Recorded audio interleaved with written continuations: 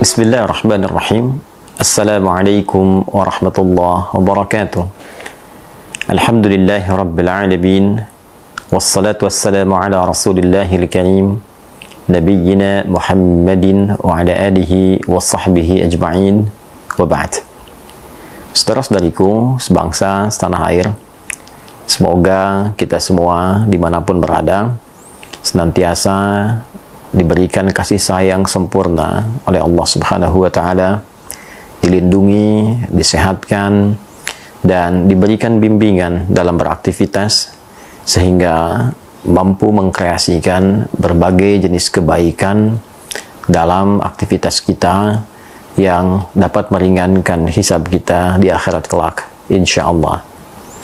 Teman-teman, seperti diketahui bahwa waktu menjelang pesta demokrasi yang mengantarkan pada pemilihan umum pada 2024 kelak dalam waktu yang akan singkat segera dimulai, dan hari ini ada deklarasi untuk pemilu damai, pemilu sejuk, pemilu yang membahagiakan dan menenangkan. Kami sebagai bagian dari warga negara Republik Indonesia tentu mendukung seluruh, baik itu gerakan-gerakan ataupun juga sekedar harapan-harapan untuk menghasilkan kedamaian, ketentraman yang mengantarkan pada kesejahteraan kehidupan berbangsa, bernegara di negara kesatuan Republik Indonesia yang kita cintai ini. Oleh karena itu, izinkan kami untuk menyampaikan beberapa, bukan nasihat barangkali bagi sementara orang yang boleh jadi saya memang mungkin dipandang kurang kapabel untuk memberikan nasihat, tapi anggaplah ini sebuah share saja, harapan-harapan positif untuk kita semua, dan mohon sekali dengan segala kerendahan hati kita semua mencoba untuk merenungkan, berpikir lebih dalam lagi, sehingga apa yang diharapkan melalui deklarasi-deklarasi positif itu bisa sesungguhnya terimplementasikan secara nyata dalam konteks kehidupan kita di masyarakat khususnya. Yang pertama, dalam pengamatan selama ini kita dapat mengetahui bahwa masyarakat pada umumnya memiliki sifat awam. Karena itu sering kita katakan masyarakat awam, terlebih baik yang tinggal di pedesaan-pedesaan pada khususnya, juga bahkan sebagian yang berada dan bermukim di perkotaan, tidak lepas dari sifat awam ini. Awam adalah kata yang terambil dari bahasa Arab sebagai bentuk jama dari kata am, sesuatu yang umum. Karena karakter masyarakat pada umumnya memang hanya melihat keumumannya saja. Ada pemilu, ya mereka akan melihat ada pemilu umum saja. Oh, ini calon presidennya, ini calon wakil presidennya. Mereka melihat secara umumnya saja. Tanggal sekian dimulai kampanye, tanggal sekian kemudian ada pemilihan. Umumnya hanya melihat seperti itu. Lalu di dalam keumuman itu ada harapan-harapan yang sifatnya juga umum. Ingin sejahtera, ingin makmur, ingin damai, ingin tenang. Umum.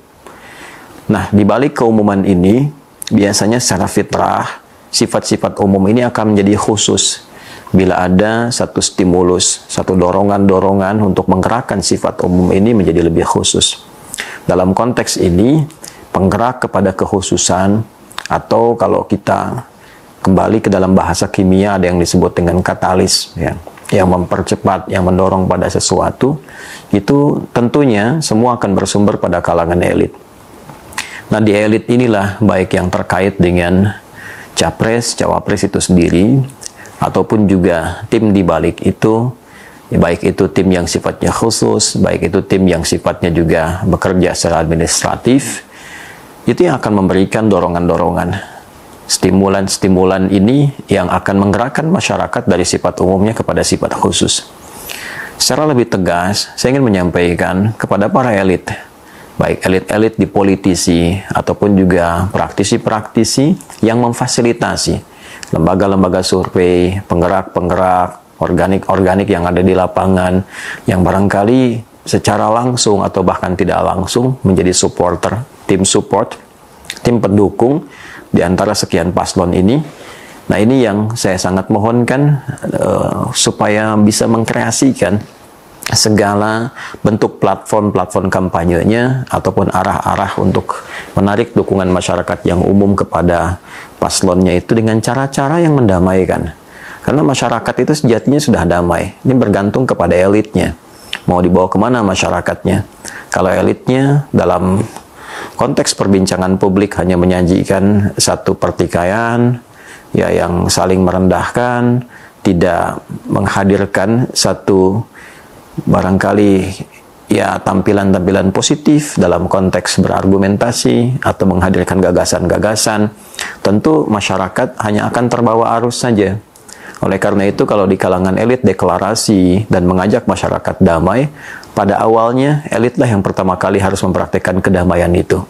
Secara singkat dan tegas, izinkan saya, kalau boleh dikatakan memohon, saya ingin memohon kepada para elit, saya mohon silahkan menampilkan segala bentuk gagasan-gagasan, harapan-harapan atau program terbaik, namun sertakan di dalamnya unsur-unsur kedamaian, kebaikan, dan juga sifat-sifat yang gentle, ksatria yang ditampilkan kepada masyarakat dengan tidak menjadikan masyarakat sebagai alat-alat yang secara langsung atau tidak langsung mengarahkan mereka kepada pertentangan ataupun juga mengarahkan masyarakat kepada perselisihan ya hanya untuk mendapatkan atau bahkan mengetes keadaannya seperti apa, atau orang sering katakan sebagai test the water. Ya, jadi ini bagian pertama yang ingin kami sampaikan. Dimohon deklarasi ini tidak hanya sekedar deklarasi, tapi juga diiringi dengan komitmen secara langsung, dengan sikap yang nyata menunjukkan satu arah yang benar, yang tidak mengkondisikan atau cipta kondisi pada kalangan-kalangan masyarakat tertentu untuk melahirkan gesekan-gesekan atau gerakan-gerakan yang justru kontradiktif dengan deklarasi yang dimaksudkan. Sekali lagi, masyarakat itu awam, sifatnya umum saja. Jadi kalau ada sebagian titik yang bergerak, sebagian titik yang melakukan aksi-aksi massa yang kiranya misalnya tidak sportif atau kiranya juga tidak positif, itu bisa diduga bukan masyarakatnya, tapi penggerak-penggeraknya yang kalau kita telusuri juga akan kembali ke elitnya masing-masing. Ini bagian pertama yang kiranya kita akan semua sepakat bahwa kita menginginkan kedamaian, kesejahteraan, ketentraman. Karena itu mari kita secara sadar merenungkan kembali mau kemana di bawah arah masa depan bangsa ini. Ya, tentu kita menyadari bahwa mohon maaf sebesar-besarnya masih banyak kesulitan-kesulitan di masyarakat. Masih banyak kegelisahan, keresahan, kesulitan untuk mendapatkan kelayakan hidup. Mohon jangan ditambah dengan manuver-manuver yang justru bukan hanya bisa memecah belah, tapi juga menimbulkan luka sosial yang panjang sekali untuk mengobatinya kembali. Ini bagian pertama yang kami harapkan. Yang kedua, dan ini tentu akan juga menjadi bagian yang penting, selama masa kampanye yang akan dimulai, semua paslon dan juga sistem organik yang ada di dalamnya, baik itu lembaga-lembaga politik atau juga ya semua yang terkait dengan visi misi pemenangan dan sebagainya, tentu akan memiliki rencana-rencana, program-program yang secara langsung terkait dengan masyarakat. Pada aspek-aspek tertentu tidak bisa kita pungkiri bahwa banyak sekali peraga-peraga dan juga bahkan ya pola-pola yang interaksi dengan masyarakat seringkali terkait dengan masalah materi atau mungkin uang atau juga hal-hal yang boleh jadi sebetulnya ada sisi positifnya untuk mengenalkan dengan hadirnya baligo-baligo misalnya, spanduk-spanduk, dan juga beberapa yang lain. Namun saya ingin lebih menekankan pada dua hal pada aspek yang kedua ini, yaitu bagian poin pertamanya, bila bisa dilakukan, alih-alih memasang iklan yang berlebihan, biayanya bisa ratusan juta, mungkin juga miliaran, atau baligo-baligo yang kadang-kadang juga kurang elok untuk dipandang dalam beberapa aspek. Mengapa teman-teman itu tidak mengkreasikan dana yang begitu besar untuk membangun daerah saja?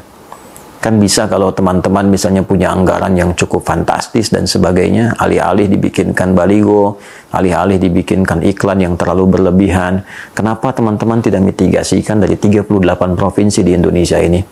Mana yang tertinggal jauh, mana daerah-daerah yang butuh perhatian, Nah, dari 3 pasangan yang ada saat ini, kalau punya kemampuan yang cukup besar, boleh jadi dana yang besar itu bisa membangun sekolah, bisa juga digunakan untuk memperbaiki jalan, bisa digunakan untuk memberikan kesejahteraan bagi sebagian masyarakat yang barangkali hanya untuk menemukan nasi pun tidak mudah di saat-saat sekarang ini.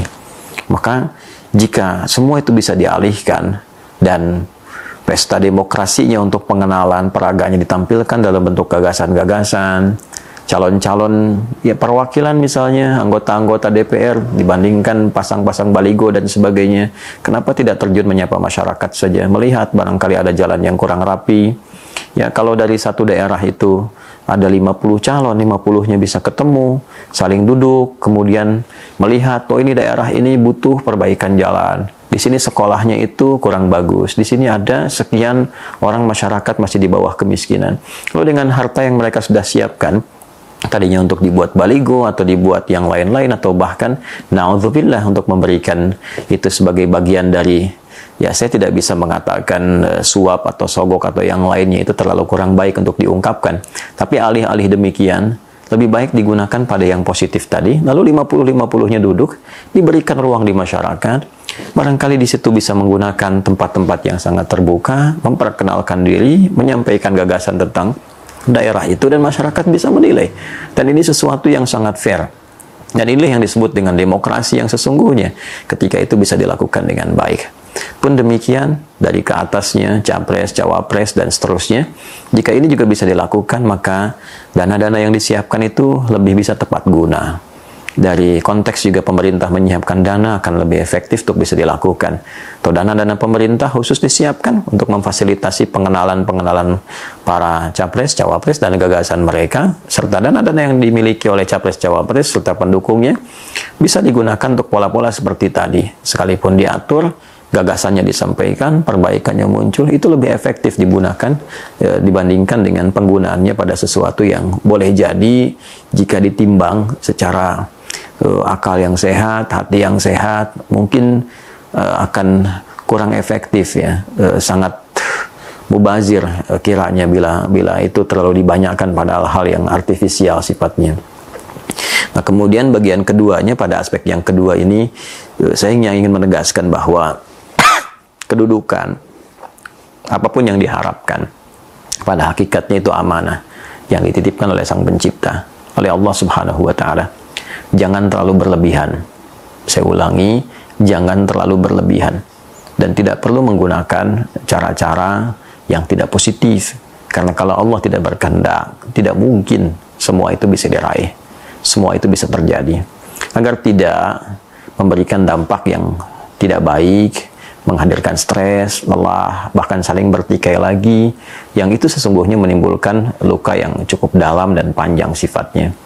Karena itu, cukuplah kita semua membangun kesadaran untuk berikhtiar dalam cara yang baik, dengan menggunakan cara yang baik. Setelah itu kita bertawakal pada Allah Subhanahu wa Ta'ala dalam segala sifat-sifat kemuliaan dan kebaikan yang bisa kita lakukan. Nah, saya kira kita sudah semua sama-sama paham dengan hal yang disampaikan ini, dan bila Allah menghendaki ada orang baik yang punya visi baik, gagasan baik, perilaku baik terpilih, diharapkan kebaikannya itu bisa menyebar. Dan bila pun juga ada yang kurang ideal terlihat, mungkin boleh jadi ada yang selama ini kurang baik, belum terlihat, diperlihatkan supaya kelak kemudian bisa diperbaiki, disempurnakan untuk sama-sama membangun bangsa, tidak untuk saling menzalimi, menjelekkan, atau bahkan juga mohon maaf kalau bahasa ini kurang menyenangkan, mungkin menyudutkan satu dua pihak tertentu. Yang ketiga, barangkali ini juga menjadi bagian penting yang ingin saya sampaikan.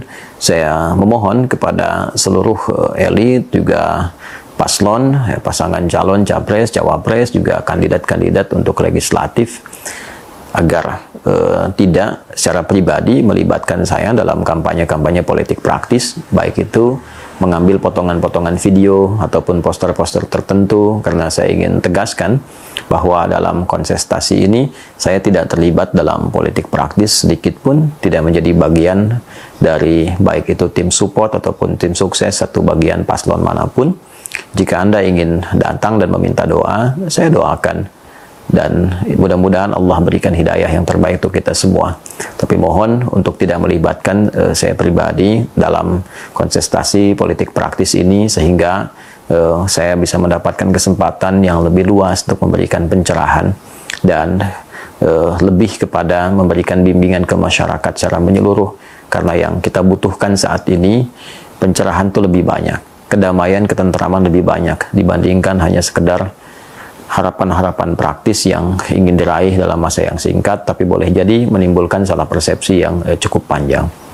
Semoga Allah merahmati kita, menyayangi kita, dan memberikan satu kekuatan pada diri kita semua untuk berpikir yang lebih luas tentang bangsa ini. Saya mohon pada semuanya, sekarang dinamikanya sangat bergerak dengan cepat sekali, dan secara geopolitik juga pengaruh-pengaruh di luar demikian besar, baik itu yang nampak ataupun tidak nampak saat ini. Oleh karena itu, saya meminta dengan sangat kepada seluruh, khususnya capres, cawapres, pun demikian termasuk kandidat-kandidat legislatif yang saat ini mencoba untuk bisa dikatakan bertarung dalam pemilu. Saya bermohon sebesar-besarnya, mohon berpikir kembali lebih dalam tentang keutuhan bangsa ini, tentang kesejahteraan masyarakat di Indonesia ini, sehingga motivasi-motivasi untuk mendapatkan amanah kedudukan itu bukan sekedar keinginan untuk berkuasa, tapi lebih untuk menjaga amanat dari Allah Subhanahu wa Ta'ala, untuk memakmurkan negeri yang kita pijak ini, sehingga meringankan hisab kita di hadapan Allah Subhanahu wa Ta'ala. Jabatan sepanjang apapun pasti akan ditinggalkan, tapi hisab sejauh apapun pasti akan didatangi. Semoga Allah rahmati kita, rahmati bangsa kita, rahmati negeri kita, dan menjadikan kita hidup dalam kedamaian, ketentraman menuju Indonesia yang berkemajuan dan mencerahkan. Baldatun thayyibatun wa rabbun ghafur. Hadi Hidayat. Assalamualaikum warahmatullahi wabarakatuh.